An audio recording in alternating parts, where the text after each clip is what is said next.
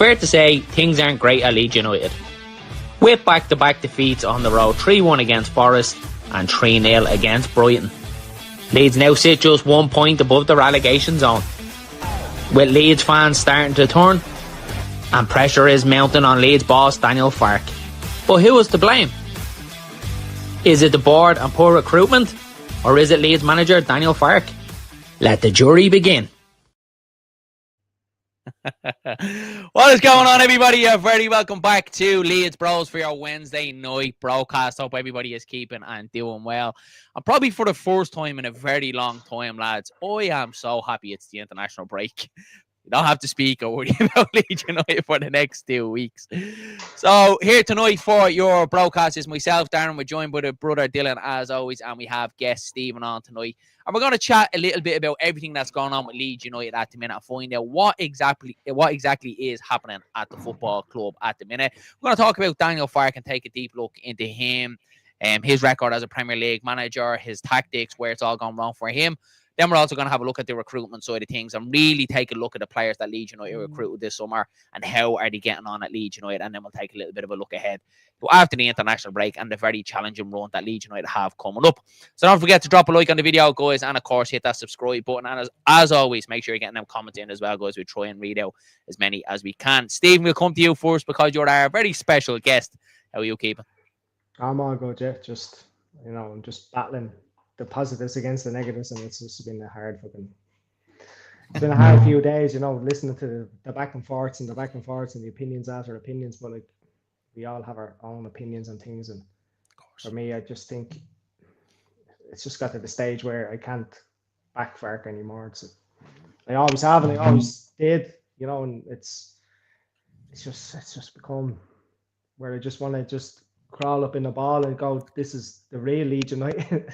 the last 2 seasons was great, but this is reality, and I was just hoping and praying that things will be better this season. Now, listen, it's not all being doom and gloom, don't get me wrong, but I just wish had been a little bit better, and the fan base wasn't so torn, and that's what's killing me. It's the in-house fighting, and the negativity again that's just creeping back in. But sure, listen, that's Leeds, and that's what we've always been, and we'll get through it, and we'll come out the other side, hopefully still in the Premiership or not in the Premiership. But that's something that I've noticed about you, Stephen, from as long as I've known you. There's something that you've always spoke about. First of all, you're probably the most positive Leeds fan I've ever met in my life.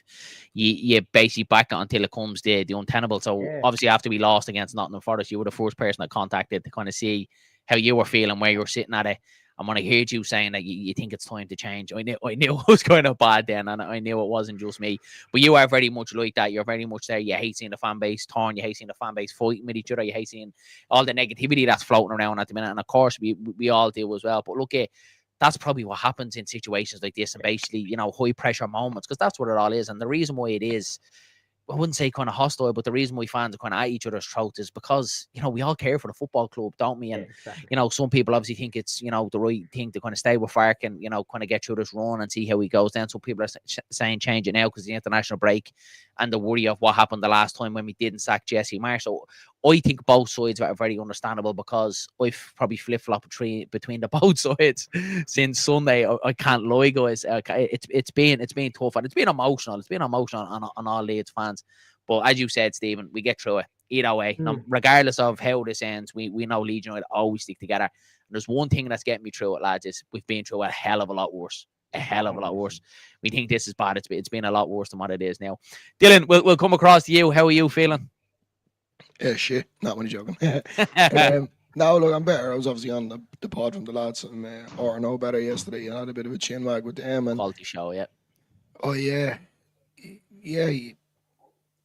You kind of get everything off your chest. Sorry, I was trying to think of the word I was going to use there. I'd say therapy. To get it all off the chest. But it seems to be following into the next day. We're driving to work and I'd be thinking about endless thoughts of what's going to happen. Is he gone yet? Are we getting someone ill? Are we going to win? Etc. And now I have to agree with what you said. 2 weeks of international break, it's great. But I think by the end of the week, I'm going to be tearing my hair out. Well, the little bit of hair that I have left to get this back up and running again. Because you kind of want to bounce back from this, whether it's with Farke or without Farke. But yeah, I agree with what you're saying there about Stephen. There's times I look at Stephen, I listen to Stephen, and I go, at times I'd love to have that optimistic and positivity that you have, but I said it before and I'll say it again, I'm a Leeds fan, and I always think of the worst scenarios possible. I don't think of the best outcome. And something that this club has done to me, I like being miserable, and it's as simple as that. It's not that, Dylan. We're just scared. We're just scared. Things happen to Leeds United that have happened to no football club ever in this world. We're cursed. We're absolutely cursed. Maybe Don Revy was right all them years ago about, was it Gypsy Anne? I think her name was. I put a course on that. I think our Uncle Don knew something that we didn't know, and I think he could be right, guys. Well, look at lad. First of all, we'll take a little bit of a look into Daniel Farke. Look at. It's the international break now, so we have kind of, as what Dylan said, we kind of have 2 weeks to kind of think all this through and kind of see what way we're going here. Both boy reports, Daniel Farke is going to be staying at Leeds United for the meantime anyway. That's everything that's coming out from Graham Smith from the YEP, Baron Cross, and also Sky Sports News reported it today as well, that he is scheduled in for all his press conferences next week as well. So that's the sign that he is going to be staying here for the foreseeable anyway. So I think as a Leeds fan and as Leeds fans, lads, we're just going to have to not back him, but we want the best for Leeds United. So I'm sure when that game comes up against Aston Villa, we want the best for the football club. But Daniel Farke is going to have to change for that game. We know that. So we're going to take a little bit of a look into Daniel Farke and his Premier League record so far. So this is spread across, obviously, his time here at Leeds United so far and his 2 seasons with Norwich City. So it doesn't make for good reading, as we all probably know, but this is the stats behind it. So 72 games so far in the Premier League, only 15 wins, 12 draws, and 46 losses. That's only a win ratio of just over 20%. So, Stephen, I'll come to you. It doesn't make for good reading, but we all kind of knew this coming into the Premier League, what Daniel Farke's Premier League record was like. Yeah, and a lot of that is, you take it into context, that was sort of poor on our side. I know we keep saying that Norwich probably didn't invest in what you wanted, but Jesus, the Norwich didn't invest in whatsoever. Yeah. They stayed in the Championship. They went from the Championship to the Premiership with a Championship team. I think they spent like 7 million or something. Was Sam Boyram their highest? Did they pay 7 million or 5 million or something? Something I think Sam Boyram like was the most expensive player, I think. So, like, for me, you can take, like, you can't compete in the Premiership with a Championship team. Simple as that. You can add quality to the Championship team and the core that you have, but like for me, so I'm sort of torn with that straight away. It's like, can you judge them based on that? And we were all hoping that the 49ers would provide the players and the backup that you needed, but they haven't. And then in the flip side of that, he's keeps saying that I had the final say in all these signings, and he's signed some poor players. So it's a bit of a mixed bag there, and he keeps continuing with the same players while leaving other players on the bench. So it's like, for me, it's very hard to judge him based on Norwich and this season so far, like, in the Prem. Yeah, I think so. I think it's the nail on the head there as well. And I was kind of the same thinking as well. Like with Norwich, I kind of scrapped them 2 seasons because he wasn't back there whatsoever. And we obviously hear from Parag Marathe, his very first interview with the club, and Farke came in with the Leeds United podcast when they used to do it. Yeah. And he said at the time when Leeds got back to the Premier League that they'll give Daniel Farke all the resources and all the tools he needs for Leeds to compete in the Premier League. And he felt that at Norwich City he wasn't given that. So that certainly hasn't happened. Definitely not in this window. Now, whether Leeds dip into the January transfer window, I think we're all probably thinking it's going to be very hard, and more than likely we won't, but who knows. So at the moment, though, I feel like that they've only half backed him, especially now we're 11 games into the season. So it's kind of a good barometer of what Leeds United did in the summer transfer window and the recruitment. And of course, there's a couple of players that we missed out on as well. Puyol was obviously the big one. I'm kind of thinking, would he really make that massive difference in the game against, like Burnley, against your Forest? At the end of the day, it's 11 players on the pitch you need collectively as well. And, there's still a lot of the system there. And Leeds became very passive in games like that. So we even think if you do have that quality up front, they're not going to be able to do much in this Leeds United side and the way we're setting up and the way we're playing football at the minute as well, lads. But Dylan, we'll come across to you. Obviously, look, it's a record that we're all very much aware of, and it's a record that was spoke about when we were promoted at the end of April, the start of May, is do Leeds United pull the trigger on Daniel Farke now, thank him for his services, and get a Premier League pedigree manager in, and we decided to back him. Yeah, look, going back to his actual stats there, with the amount of losses, etc. And, as Stephen said, Norwich didn't back him. And then you could say the stuff that came out of Parag's mouth, he clearly didn't either. Now, we can all turn around and say, oh, it's the board, it's the board, it's the board.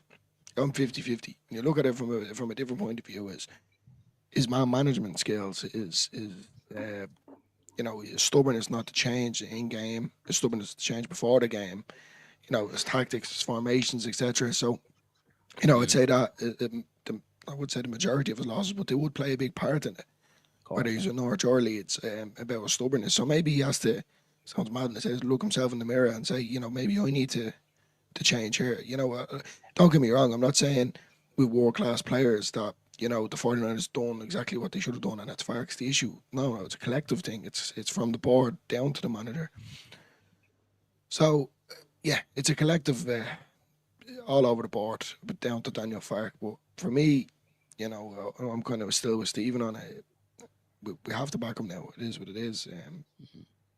But why do you think, Stephen, that there's been such a drop off? Because obviously the Leeds United that we've seen coming into the Premier League, and of course you're going to have you're going to have the adrenaline of winning the championship and the buzz and going into the Premier League. But them opening games, we've seen Leeds United really up and at it. We kind of prided ourselves on, being defensively rock solid, strong in midfield, giving teams tough games. Not quite to the level of what we've seen at Bielsa, but we were competitive, weren't we? Especially them games against Everton. You look back to Newcastle as well, where I think we were very unfortunate not to get the win. You look at Bournemouth, should have bet them, even Spurs at home. But it's the level of performance that's just completely fallen off the cliff, Stephen. And it's chalk and cheese from the team that we seen a couple of weeks ago to the team now that aren't tracking their runners, aren't running back. Basically, look kind of very fatigued, don't they? It's mind-boggling what's going on. Yeah, I don't know whether it was the whole, we're in the Premiership now, and that whole, when you start a new job and you're all vigorous or something, and you're maybe it was that. It was the whole emotion of it back, and then the reality of it sets in. It's like, listen, lads, we can't compete against this. We're going to be making the same mistakes over and over again.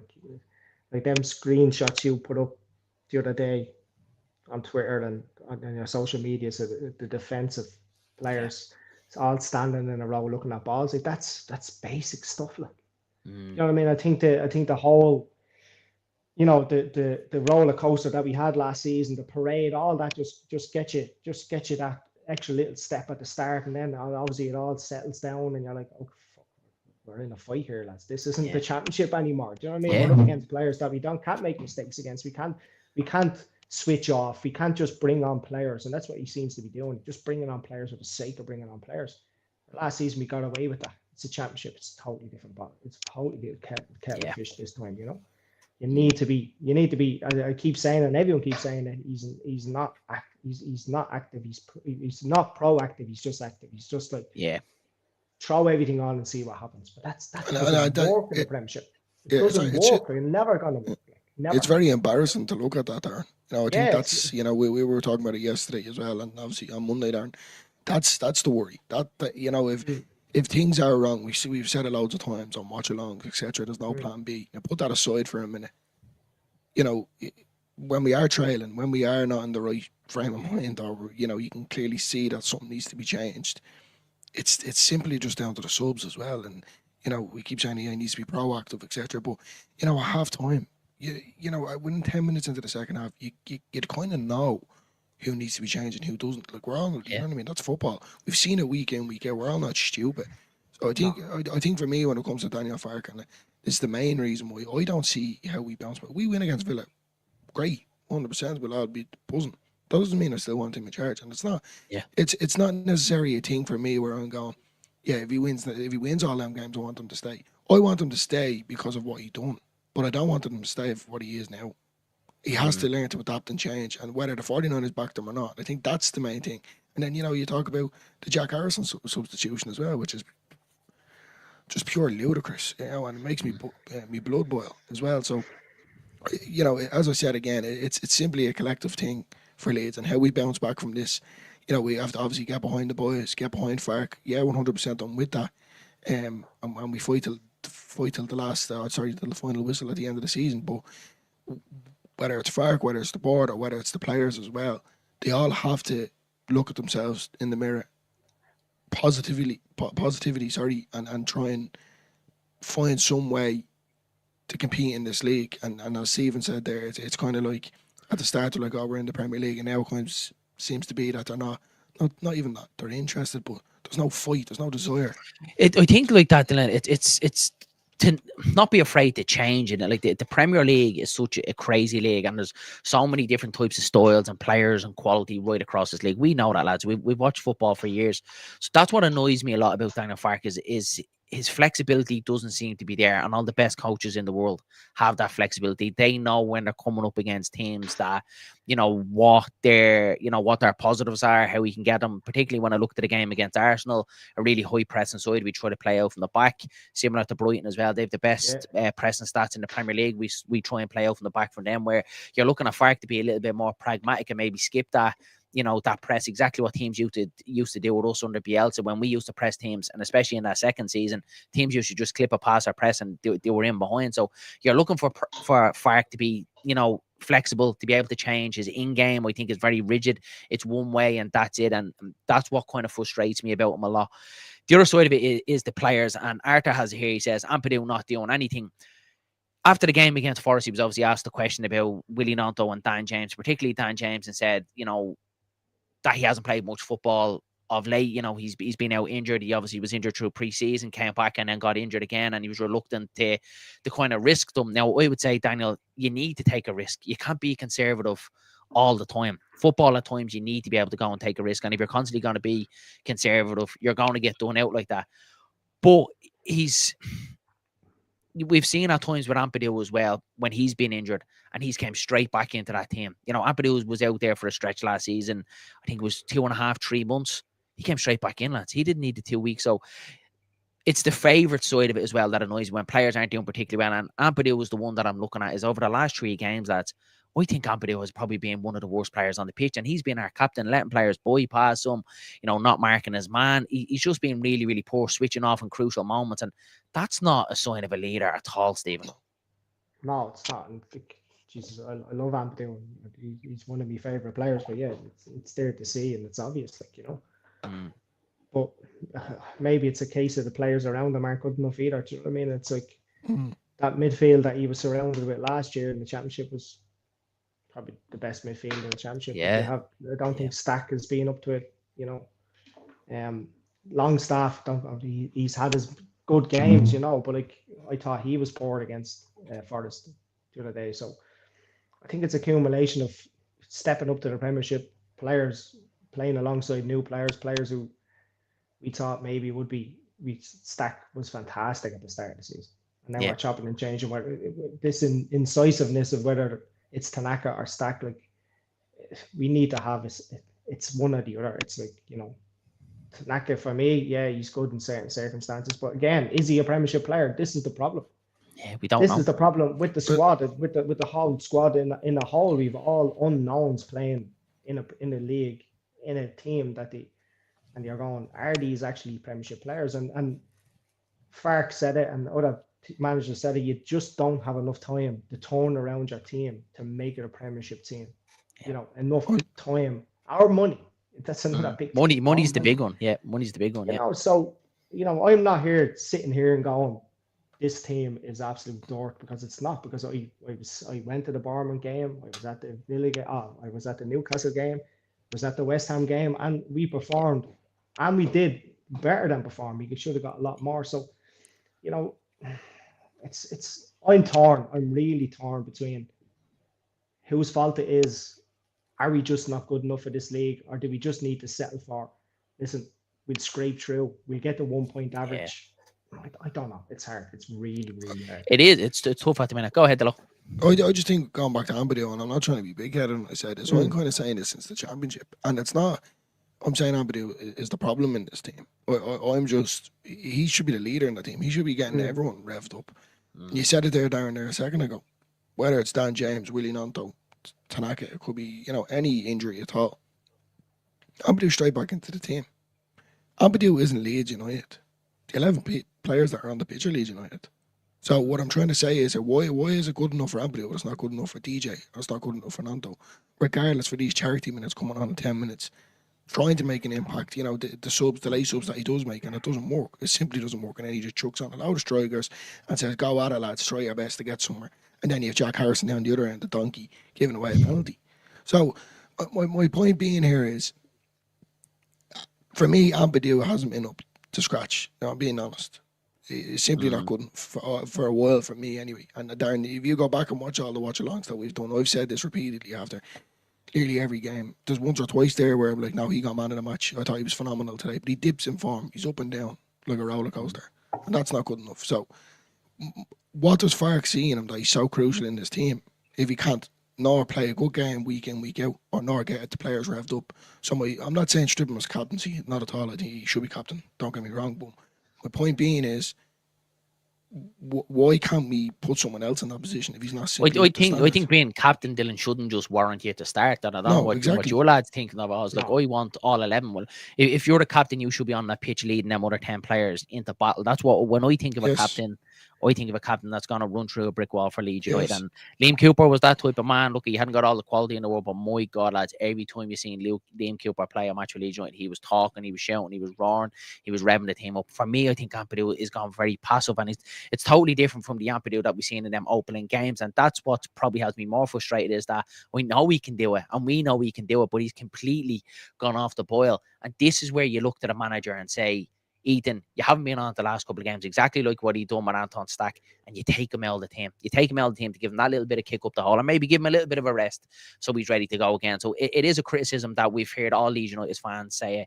that Farke doesn't rotate his squad enough. He basically burns the players out, and until he actually has to change them. So it is very annoying, and the passive side of it. And obviously, I'm sure most of us seeing the stat that out there that Leeds United are the most passive and the slowest in transition from back to front.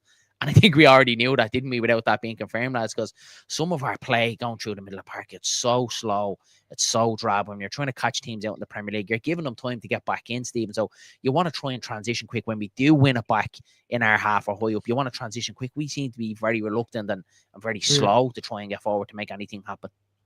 No, for me, Darren, there is no transition. I was watching the Forest game. It was going from Purdy to Rodon or Be All. They were trying to run to the halfway line, bypassing the midfield and playing it into attack.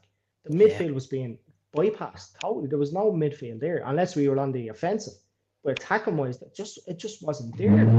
And that's so foreign to what it was last year. And I know it's a different league, and I know it's a different standard of play, but like the ethos of your play can stay the same. But like, you can't be playing out from the back to your midfield to your attack, out from your back to your midfield. That's what it was. There was no midfield going forward. Defensively, because that's midfield's involved in that. There was, I don't know, I think it could have been Brendan Aronson. I'm not throwing shade at him, but there was a moment in the game where we were more or less on the attack. He won the ball back and he had a great little turn on him. He could have went forward with our play. It could have been, I'm assuming it was Calvert-Lewin in. Oh no, it wasn't Calvert-Lewin. Metcha, sorry. In behind, I think it was, and he decided to turn around and go back to the centre half. Yeah. So if it's these little indications that we can't, or whether it's a confidence thing, a fear thing, or a tactical thing, that's simply not good enough. Do you think the players don't believe in the system anymore, Dylan? Because look, I had questions of the 4-3-3 when we changed to the 4-3-3. Had we got the quality to do that? Because normally when you go with a 4-3-3 system, you've two kind of fairly solid midfielders and you have one attacking one. Exactly. Liverpool's a great example of it, especially under Klopp, and kind of what they're trying to do under Arne Slot as well, is you have that midfielder, that box to box, so that one can get forward, join the attack, score goals. And we've seen Longstaff doing that, and we've seen Stack doing it a bit. But again, lads, it's square pegs and round holes.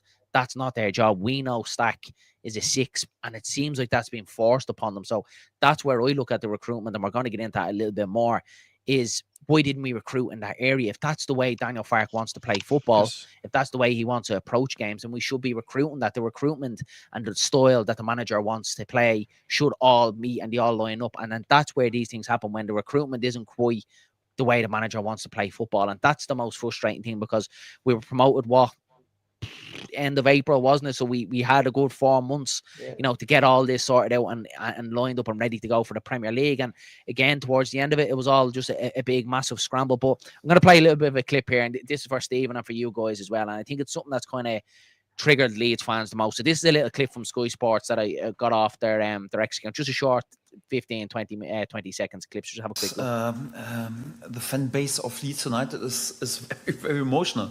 Everyone was after each and every loss on championship level, doubting that we would go out of this league. Yeah, we won the league with 100 points, 1 goals, and with the best season in history. This is what always happens after loss. So, Dave, pass it over to you. Yeah, no, listen, I've heard him spout that out a million times. Like, without the emotional fans, there's no fans. You know what I mean? You stand down the road, and it's sometimes it's the fans that drive the players. So maybe he should learn to drive the players themselves, because it just doesn't sit well with me. It's like we're all entitled to our opinions, and whether it's right or wrong, I don't care. Yeah. You know, I'm a very emotional fan, and you know, you keep saying to me that I'm a very positive fan. I am, but it's only because of the other side of us being such a negative fan. I don't want to be that either. I've lived through that. I've lived through the League One days and gone from the Champions League days all the way down to League One days. So I mean, I've every right to, you know, be emotional, and being emotional isn't a bad thing. It's showing a passion. That's what it is. It's passion, not emotional. Yeah. Yeah. It's very You know, similar, Stephen. It's very similar, isn't it? Yeah. Passion and emotion, and that's what we pride ourselves on as Leeds fans. And me and you have spoken about it, like towards the end of the championship season, how emotional this fan base is, how much we love it, and that's the reason why we love Leeds United. And the 49ers have kind of played into that a little bit about the whole stadium recruitment. They've said that they want to keep the passion and the emotion of Ellen Road because it's a thing that they really value, and we value, you know, as our identity as Leeds United fans. So Daniel Farke spinning it that it's somehow a negative. It doesn't wash with me at all, and it feels very much like an excuse where he should be man enough, and we'd all probably respect him a little bit more, to come out after that Forest game and say, I got it wrong today, lads, and I've got it wrong the last few, and I need to have a look. Go ahead, Stephen. We were there that West Ham game, and the Leeds fans were singing "Your soul to that shit hole to the West Ham fans," and it was true, and he was singing it back to us. Their passion has been taken over because they're sitting in a stadium that doesn't represent them as a fan base. You know what I mean? You know, and that's what it's all about. And it's, you know, it's a crazy statement. It's something that he should be encouraging.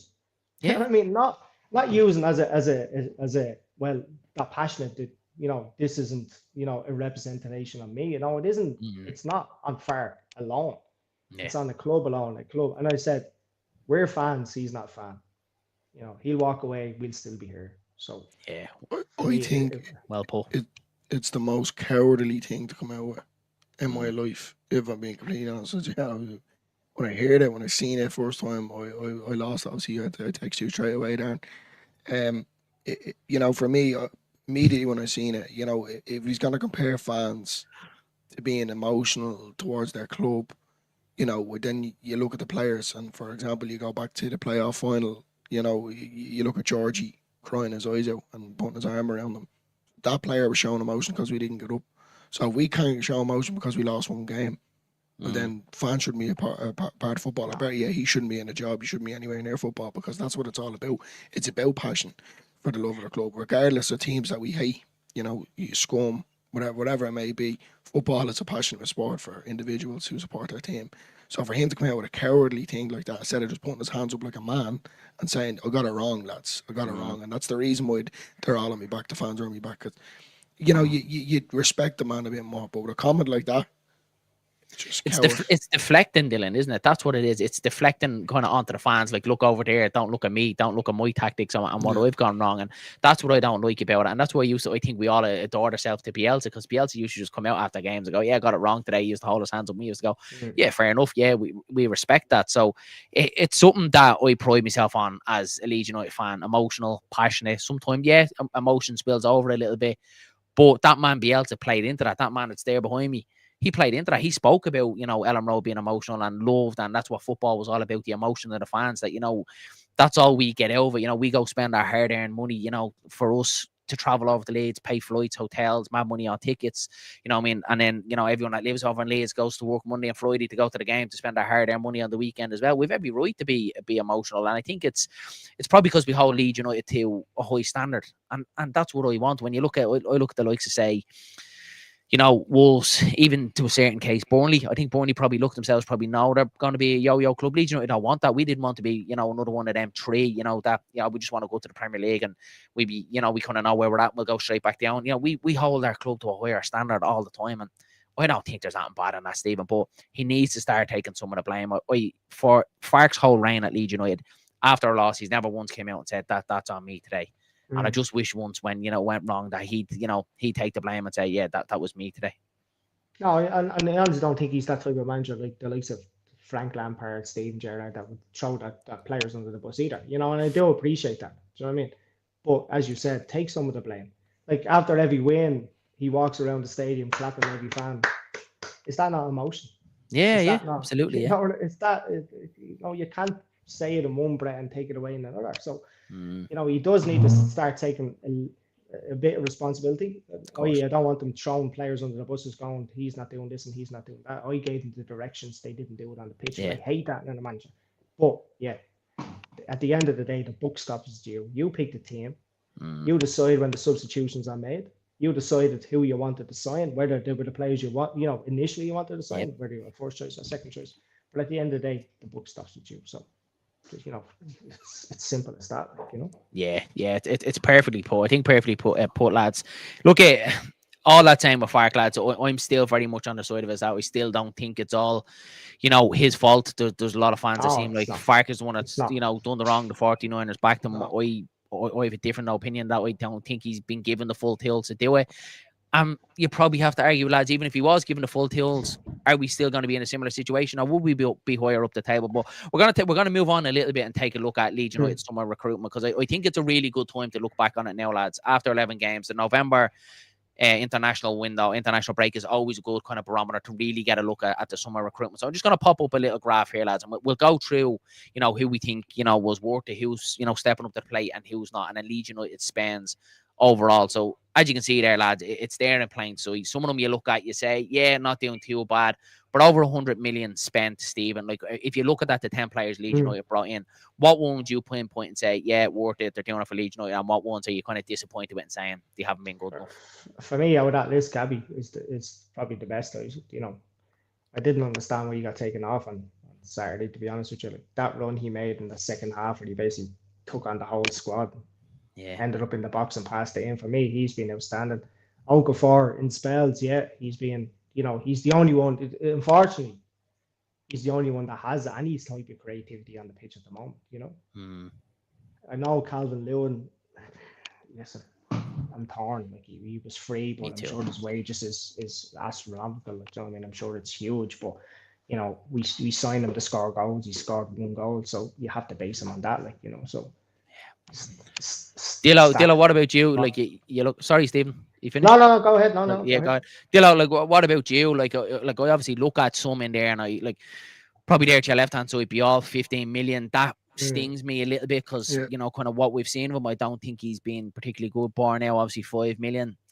Again, doesn't look like a great sign. 10 million on James Justin. I'm happy to have James Justin here, but if what Stephen mentioned there, Gabby Goodmunson for similar money as well. Like, are we really getting the value for what we pay for James Justin? I would say no. You look at Okafor, I think is a good sign. I do think he's going to be very important to this Leeds United side if we do stay in this division. Stack was one that I looked at that thought was unbelievable, but again, looks like he's kind of fallen off the boil, Dylan. But the recruitment, when you look at it there and you look at the players Leeds United have brought in, and at the time going into the season, you're saying, yeah, we could give this a real good go, but you look back at it now, there's a good few of them that's underperforming. And when you're recruiting like that coming into the Premier League, you nearly need to be 10 out of 10 to stay in this division.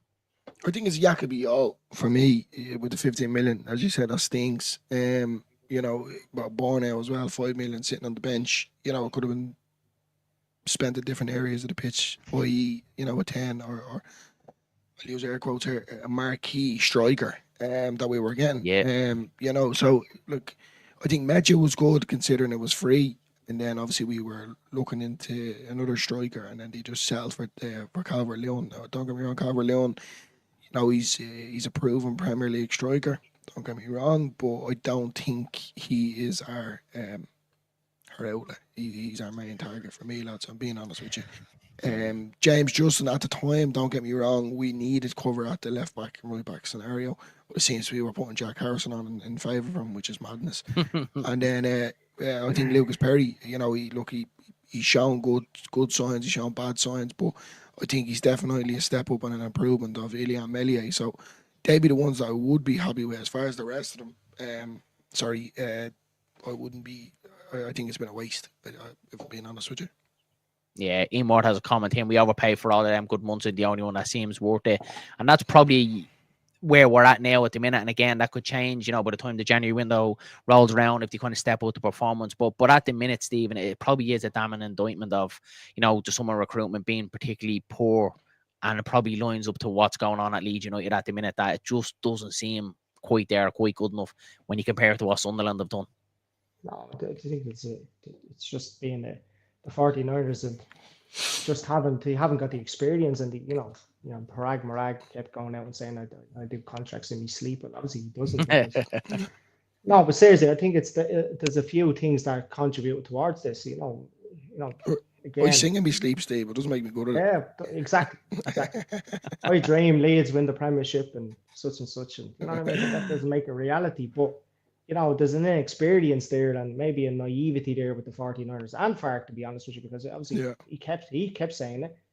I agree to all these players, so he agreed to them. Yeah. Whether it's first or second choice, he agreed to them. So when you look back in it, and we knew you got in Calvin Lewin and you got in a player has an injury record, and you're going, we're basing our attack on him. We're basically throwing the dice and going, if he can stay fit, hopefully he stays fit. If he doesn't, what's the alternative? Nemesha, he scored, he has 2 goals, but it's just not. It doesn't really feel like a massive step up in Pirro, and particularly and I want to say this clearly because I got called out for a tongue-in-cheek comment, we haven't seen Pirro yet, lad, so it's very hard to rate Pirro or to have any indictment about Pirro in the Premier League because we haven't seen him playing much, and we haven't seen him playing in his natural position for the time that he's been at Leeds United. So you're looking for Leeds when they're taking a step up to the Premier League, and I'm okay with them trying to get an upgrade on Pirro, that's fine. But when they're 2 free players with goal scoring record that aren't off the charts, Cavalion had one really good one under Angelo back in 2020-21 season, and after that it's been very hit and miss. Lucas Mecha is the same as well, not very prolific, even though he has 2 goals for us, 1 a penalty and a cracking goal on the weekend.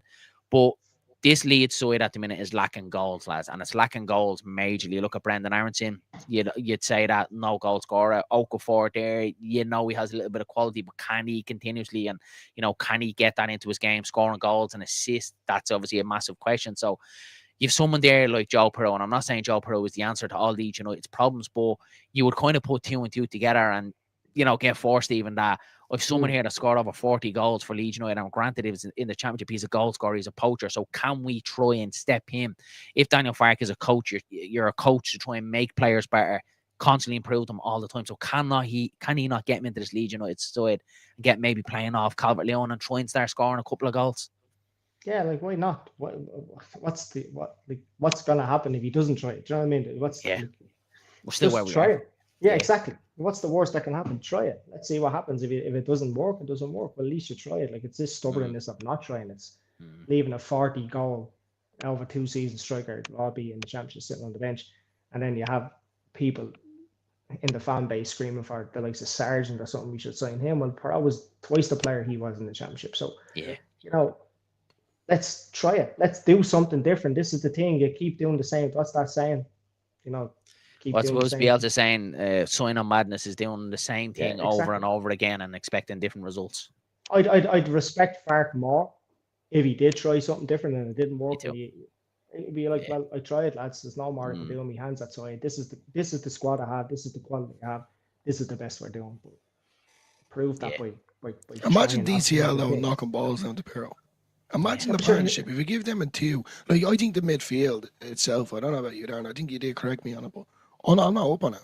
I think the 3 midfield is just, they're not doing it, so why have it? They're not doing it. I don't mind the 3 in midfield, and if you have one of them that gets the license to get forward and score goals, we don't have that. We don't have that. That who it is, that lads, that click type of player. That player who can mix it about the middle of the park, a bit of a shithouse, but get forward and score goals. Longstaff can kind of do it, but I don't think he has it at that level to be able to do it. And it seems like we're trying to get Stack to do it. Stack is definitely not a left-sided midfielder. Absolutely not. He's a 6, lads. He should be a 6 and he should be starting there. We brought him in for £17 million. So play him in the position that you brought him in. So this thing of recruiting a player and then changing him out of position, that just blows my mind. But look, he's been given the hand that he's been dealt, lads, and there's no doubt he's been left shortchanged. He said it towards the last week of the window. He did his press conference and he said he wants at least 2, and they gave him none. So that's fine, and he kind of got his excuse in there nice and early. But ultimately, lads, it's still his job to find and figure out problems. And I don't look at this Leeds United side and say that that's it, we're doomed, they're all shite, there's no way out of this, because we've seen at the start of the season that they can't do it. The ability is in these players to mix it with the best. We've seen that against the likes of Spurs. We haven't came up against the big boys. We'll know more when we do over the next couple of weeks. But I don't look at this Leeds United side and go, that's it, it's rubbish, scrap it all. I don't like the Wolves side. I do think there's quality in here, but it's bringing the best out of them. And I feel like Farke, it's almost he has the leash on them all the time. And I think West Ham was a game, Stephen, we were at it. We came out of that game particularly frustrated that we seen a Leeds United side in that first half, who were, open football, entertaining, getting forward, wanting to score goals. Ellen Road was absolutely rocking, the best I've heard it in a long time. And then the second half, then we were just so passive. We sat in, we invited them on, they scored a goal. And, Farke comes out in his press conference and completely flips it and says that he thought we were poor in the first half and we were better in the second half. And it doesn't match up with 35,000+ people in the stadium, what they're seeing to what one man thinks. So I think that kind of tells you all you need to know as a type of manager. But it feels like for me with Farke, he seems to be living in a little bit of fear. He's afraid to let the shackles off. He's afraid to take risks in the Premier League. But ultimately, if you don't take risks and it keeps going the way he's going to lose his job, lads, isn't he? So he has to change something now, whether it's system, personnel, or ultimately the 49ers change the manager. But if it keeps going the way we're going, it looks like it's going one direction. I think a formation needs to be changed and start utilising different What would you players. go, Dylan? What would you say with these players? Because I kind of have an idea. Would you think on your wing backs then? We're not 3-5-2? We're not getting the best out of our wingers as it is. Yeah. So you've said it before. I know Jaden Bogle's, he's off the boil at the minute. I get that. But why not? Gabby, did you see Gabby's run the other day? Yeah. And no one around him. Hold on, 62 no one people around in the building. 62 people watching this right now, and I'm not messing. Go back and watch it, lads. And me and Darren, we sounded like something out of Cheltenham when Gabby went up on that run. And I'm not messing. Wow, if anyone was watching that run, that was top tier. But the frustrating thing was, Dylan, is that then he has that in him, right? Yes. And he gets all the way up there, and there's no one near him. There's nowhere near him. He's surrounded by 5 or 6 Forest players. So he gallops forward 60-odd yards, 60, 70 yards up the pitch, breaks a gut to get up there, and there's no one around him. And that's a team, lads. And it's not just Gabby Gudmundsson. We've seen that when Calvert-Lewin's played. We've seen it a lot with Meche the weekend as well. A lot of times he was on his arse, but anytime he did win the ball, again, there's players, 10, 12 yards away from him. And that's very hard to do, Stephen, isn't it? If you're playing that type of football, that passive football, and then you're going long and not getting players up and around them, you're on the road to a loss straight away. Yeah, exactly. Like, and Dillo said it about Gabby's run there, and then he gets whipped off. Do you know what I mean? You put Jack Harrison on. It's what's going on here? No, seriously, what is going on here? It's You know what I mean? And I think the midfield is very stale. I do agree with Dillo. It is very stale. There's no differential between defense and attack. There isn't. The midfield is not. They're all too defensive minded for me. There's none. We don't have that flair pair. We don't have that magic in the middle. We don't have anyone. Calvert-Lewin can win all the headers he wants, but what's the point if there's not? And he has been, Stephen. He has been. He has. Yeah, that's would you agree? His job. Would you agree? And this is for everyone in the chat as well. We've been kind of obviously saying about the attacking situation that we're simply not up to scratch. Whether it's form, whether it's just the lack of goals. We've been kind of vouching for that midfield, and the defence was the main hold in Leeds United's system. We were all kind of proud of that, especially early on in the season. And now we're not up to that scratch at all. So what I'm trying to say here is if the midfield is getting run ragged and then the defence is simply breaking down, whether it's Jacoby all coming in, or Strauch's off form, it's not working. It's simply not working. So why not change it? Like if someone came out with it yesterday, I think it was yesterday, if they had Road on, Strauch and Abit at the back. Three centre backs. But you could even Jacoby all in there. Don't get me wrong. And then you have the 5 midfield, and then you could say DCL or Pirro or DCL and Meche playing off each other. Yeah. I'll take I would like to see it. I would like to see Pirro and Calvert-Lewin just to see how they'd get on up there. And it's always going to be hindsight, lads, because we're all saying it now because what we're doing now is the 4-3-3 is not working, lads. And I would probably bet my whole house, my wife, kids, family, the whole lot that game against Aston Villa, it's probably going to be more or less the same team on 4-3-3. But that's where I think Daniel Farke is just sleepwalking his way into a second, because he needs to change it. He needs to change it now. Stephen, what would you go? Like, I think the 3-5-2 with the personnel that we have and what we have available to us, I think that the 3-5-2 would be a real good matchup. Even if we reverted back to the 4-2-3-1, which we seen last season, like, it's not a million miles, but at least you could get Pirro a little bit closer to Dominic Calvert-Lewin. I think that's massive. That's what we're missing. Yeah, no, definitely. And I think that the system that we're playing now, and like for us, our probably our best attacking player is is Bogle, you know, and Yeah, he's just come so stale lately. And maybe it's down to the system, maybe it's down to the lack of, you know, moving between midfield and defense. Like, do you know what I mean? So if you played him up wider in a tree, maybe a tree at the back, and him playing, that's where you're with. But the wingers aren't doing the job. They're not doing it. I'd like to see that. And then I think, lads, because we've seen, sorry to cut across Dylan, but just before I throw back to Stephen, is we obviously seen Bogle in that Wolves game delivering the ball into the box of Calvert-Lewin, quality balls into the box. That must be said. We are putting crosses in the box, but no real quality from our wingers. Gabby Goodmunson looks like he has a decent whip on him, so start trying to get him to get the balls in the box.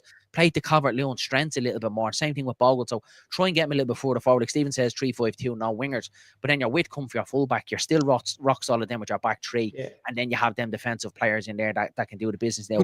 I think they look fit enough to do it. I really do. But it's in the case then that if one of them do gets injured, then lads, you're not going to have a like for like replacement. So that could be another side of it as well. If he does go to 3-5-2, if anything happens to Bogle or Goodmunson, you're not really going to get Sam Boyram, you know, as a wing back like that. Or can James Justin? Could he do it? That's it as well. But even if, you know, we keep playing the same, but we're not getting the best out of our wingers as it is. So why can't we change it to three at the back and use the wing backs as your attacking threat? Because the three of us just sat here between Gabby's run on Sunday and Bogle being our best attacking threat at right back.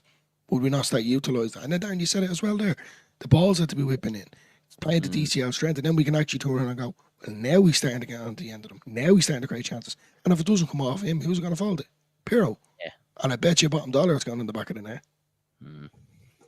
I think if you give him the opportunity, absolutely, lads, 100%. I think it's time to give Pirro. We're missing goals badly, and Pirro for me is the best goal scorer, the best finisher in this team. So you at least try and get him in. If we tried it and it wasn't working and it was really poor, you hold your hands up and say, right, you tried it. But the fact that we haven't even tried it and we're starved the goal, lads, what have we conceded? I think we scored 10 and conceded 20. I think 15, that's what isn't it? 15, no. I think it's 20. I think we've conceded altogether. But yeah, look, not a good look. Look, it's obviously after the international break, lads. We'll run through it. It's a particularly tough run. And before we kind of go through the fixture side of it, lads, I just want to have a look at the table. So obviously, we're being hit with this at the minute as the points per game ratio. That's kind of what's been leaked out of the club to Baron Cross and Sky Sports. That Leeds are very much on their target as the points per game. But if you look at where Leeds United are on the table, 11 games, 11 points. But we've played all them teams in and around us. We've obviously bet Everton happy days, a draw against Newcastle. We've lost to Fulham, lost to Burnley, lost to Forest, and bet West Ham and Wolves. So you look at that, lads, and you think they were the games where Leeds United nearly probably should have overachieved in them games and picked up a better point ratio. Because when you look at the run of the next 4 games coming up, lads, on paper, it's very challenging. Look, at miracles can happen in football. That's why we all love it. But Aston Villa up next, City away, you'd write that off. You think that's going to be a fairly big spanking. Chelsea and Liverpool at home, Stephen. So it's one of them with the points per game ratio that we just can't go along with it at the minute, because I don't think it stands up. I don't think that's a flex. Leeds United should be, we're on the points per game ratio, because I don't think it stands up with the teams that we've played around us. No, and I think that we've hit bad form at the time when the teams were playing have hit good form. Villa are flying at the moment. You see their result against Dortmund. Man City, they played Dortmund in the Champions League the other night, and I said it to one of my mates that they look scary. Yeah. And then he went out and bet Liverpool 3-0. Liverpool have been performing well. So for me, I'm going to the Villa game, but it's I think it's a combination of things there that have just like come against us, and it could end up that we could have 4 defeats in a row after that. And it's like, and that's me being realistic. You know what I mean? I can see us possibly getting something against Villa because we're at home. But them other 3 games, Chelsea, Liverpool, Man City, like, that's scary talk. The team that we have and the way we're playing at the moment. You had to ask me that when we played Bournemouth and we played Newcastle. I'd be like, yeah, we're up for it. We'll give them a fight. We'll give them a go. But not now. It's like it's totally changed, totally flipped for me. Yeah. What about you lads? But I don't really believe in that points per game. What about you? I was like, Darren, you know yourself, like, whether it was a friendly, whether it was a knockabout with your lads, you want to win. You know, you don't just go onto the pitch to sell for a draw. So for Farke to even come out with stuff like that, and you know what, it's more of a from, metric, Dylan, that they say that over 38 games, 28 points. That's what your average should be. So it's not saying go out every game and get a point. It's saying, you know, you're going to lose some, you know, you're going to win some, you know, you're going to draw some. But over the course of a season, and notoriously in the Premier League, if you pick up 38 points, that more or less sees you safe. But that all depends on how your fixtures falls and the toughness in them fixtures and injuries and stuff like that. And that's why I think that this first part, these 11 games, we said it, you know, when the fixtures came out, lads, we spoke about it, is that them first 11 games, we nearly need to overachieve on them points because we know the tough run. And look at the next four, only look at the next four. But if you even look beyond into January, lads, it's a really tough couple of weeks ahead to Leeds United. Now, you never know. We could pull a rabbit out of the hat. Jesus God, I hope we do as well. But that's where I feel it's a little bit of a kick in the stomach to me that we didn't just pick up a couple of more points in these games just to give us that little bit of a cushion, a little bit of a comfort zone. Go ahead, Dillo. Sorry, Paul.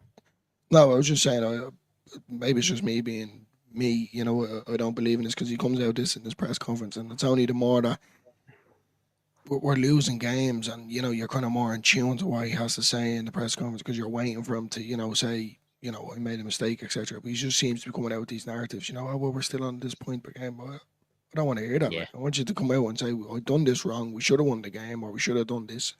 You know, but you said it. The tough run of fixtures, like Erling Haaland, lads. Oh, Dylan.